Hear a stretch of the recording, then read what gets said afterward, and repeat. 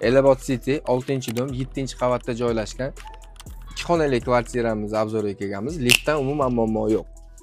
Eshikdan kirishimizga mana shunaqangi katta hol sizlarni kutib oladi. Bu yerda mehmonxona sifatida foydalansanglar ham bo'ladi. Mana bu yerga yumshoq mebellarni qo'yib olib.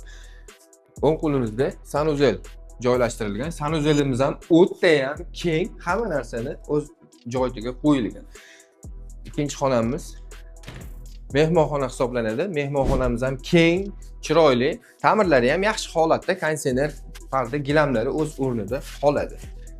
Keyingi xonamiz ota-onalar yotoqxonasi hisoblanadi. Yotoqxonamiz ham keng, chiroyli holatda. Отопление tizimlari ishlab turgan holatda issiq bo'ladi. Keyingi xonamiz kuxnya hisoblanadi. Kuxnyamizda ham kuxnya mebellarimiz, isitish tizimlarimiz, kotellarimiz joylashtirib qo'yilgan.